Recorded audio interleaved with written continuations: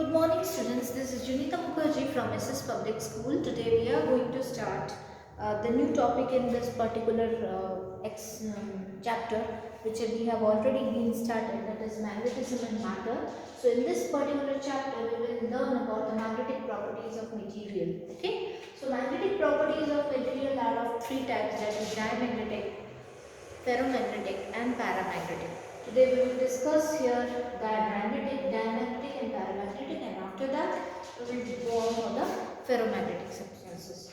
Diamagnetism. They have the tendency to move from stronger to the weaker part of the external magnetic field.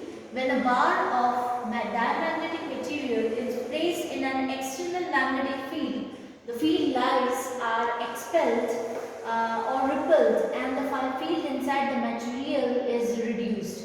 So basically what happens, the tendency to move from the stronger to the weaker part of the external magnetic field, which the diamagnetic property have.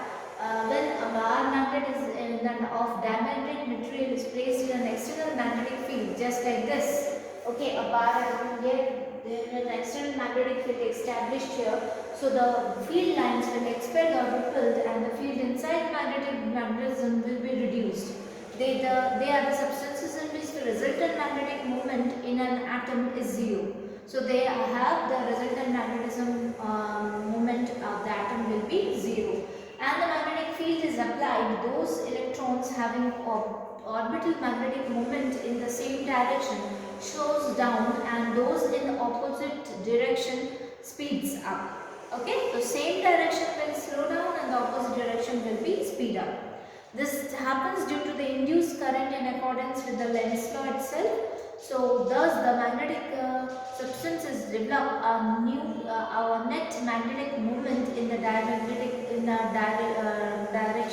opposite to that of the applied field, and hence the ripples. Therefore bismuth, copper, lead, silicon, nitrogen at STP, water and sodium chloride are the examples in which the substance's net magnetic moment of the direction opposite to that of the applied field, and hence it is repelled. So these are the substances which are called the diamagnetism, which have the diamagnetism sub-property. So paramagnetism properties are substances which get weakly magnetized in the direction of the external field when placed in an external magnetic field are called the paramagnetic substances. These substances have the tendency to move from the region of a weaker magnetic field to a stronger magnetic field. They get weakly attracted to a magnet itself.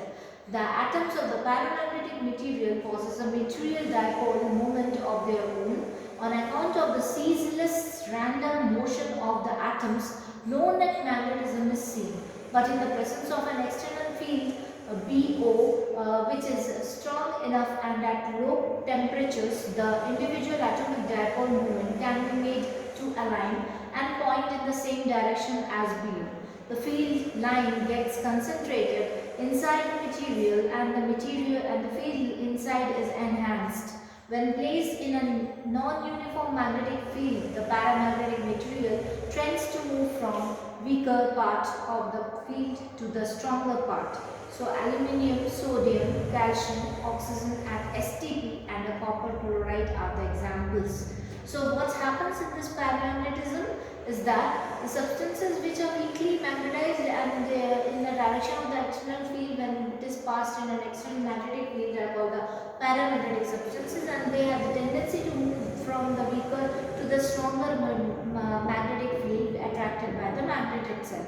So the paramagnetic substances possesses the dipole moment of their own, and easily has the random motion which has the magnetism, no net magnetism can be seen in this. So by the strong enough they which is B0, which is an external magnetic field, in the presence of the external magnetic field B0 at a lower temperature, the individual atomic dipole can be made to align and point in the same direction as BO. So therefore the field gets concentrated inside the material, and the field inside is enhanced when placed in a uniform magnetic field. The magnetic material tends to move from the weaker part of the material to the stronger part, and thus from the weaker to the stronger part when it tends to move from in a non-uniform magnetic field. So these are the examples,